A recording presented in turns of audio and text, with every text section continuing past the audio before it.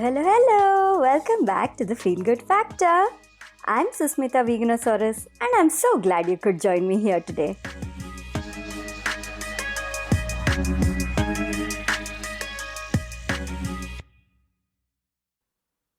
I know, it's been so long since I had the intro music, right?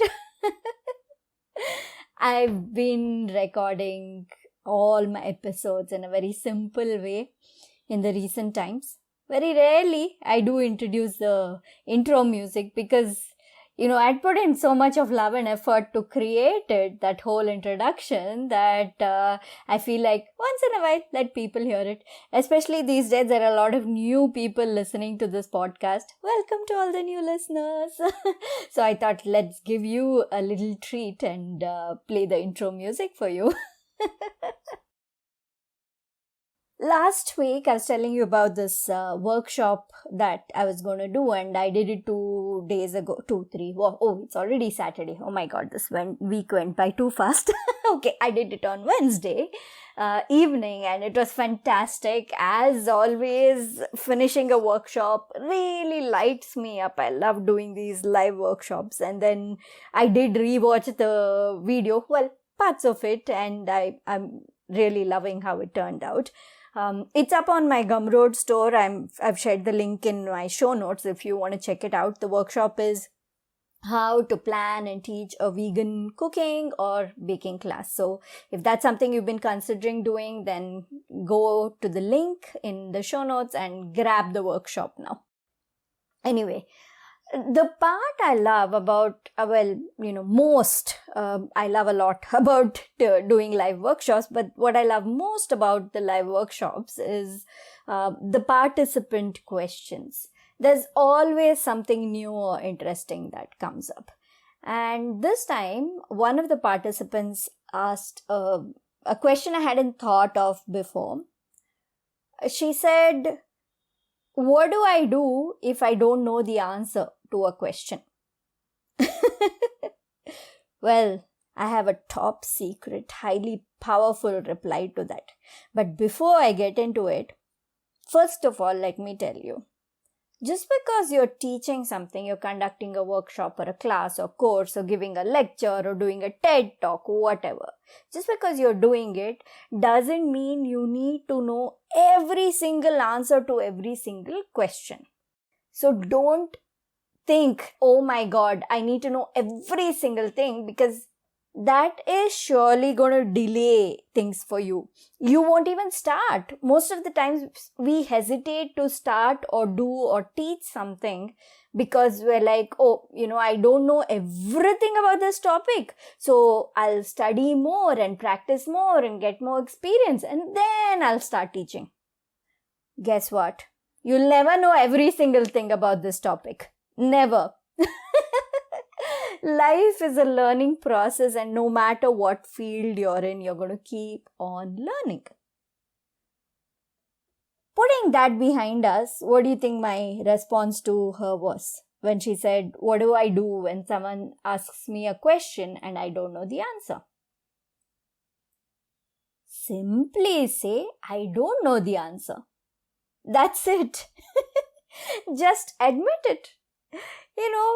Just because you don't know one thing or two things doesn't mean you don't know everything else that you're teaching. So don't be afraid to admit that you don't know. Humility is a good thing. You don't try to cover it up by responding with some made up stuff or ignoring that question or whatever. Don't do that. Straight up tell them like, I'm sorry, I don't know the actual answer to that. And if you have an opinion, you can always say, but in my opinion, you could do this, And also, if you try it out, let me know what you think. You can always do that. Admit it straight up. That's it. That is my very powerful response. That's all it is. Don't be afraid to do it. Because when you're humble, it makes you more approachable. The person feels good to ask you questions. Now let's flip it, and I want you to think of yourself in a class, in any class you've attended. you wanted to ask a question, but you're afraid because you think, oh no, this may be a stupid question. I mean, I can't tell you the number of times that I've attended classes or I've taught classes where before a question is asked, somebody says, this might be a dumb question, but blah, blah, blah question, right? So I'm sure you've heard that too, or maybe even felt that.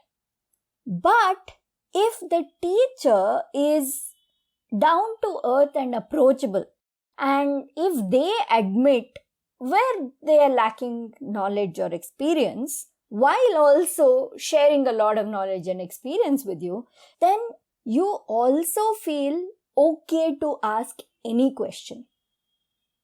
And let me tell you, as long as it's not some annoying repetitive question, as long as it's not something that's already been taught in the class, if your question is new, no question is a stupid question.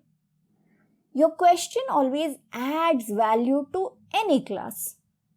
Like this workshop, and of course, she confidently asked that question, which I'm very happy about. She didn't say, she didn't feel hesitant to ask it, or at least she didn't express any hesitation to ask that question. And that question that she asked was so helpful because then, it helps the other participants, right? They may not have thought of that question, but if that ever comes up in the workshop for them, when they teach their vegan cooking or baking class, they know to admit and say, I don't really know the answer to that. Let me look that up.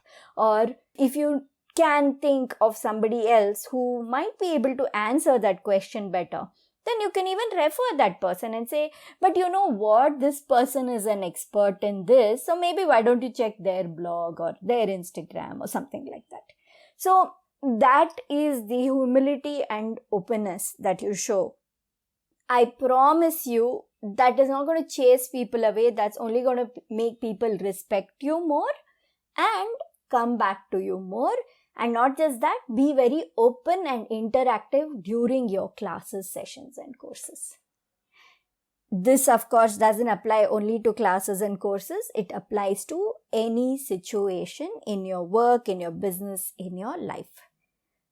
If you don't know an answer to a question that's asked and you pretend to know and you cover it up in some way, people can make out. Most of the time people can make out. So don't even try to bluff your way through things, especially if you really, really don't know something. Yes, if you have some idea of it, sure, then you share what best you know. But if you really don't know an answer, it's okay. It's absolutely fine.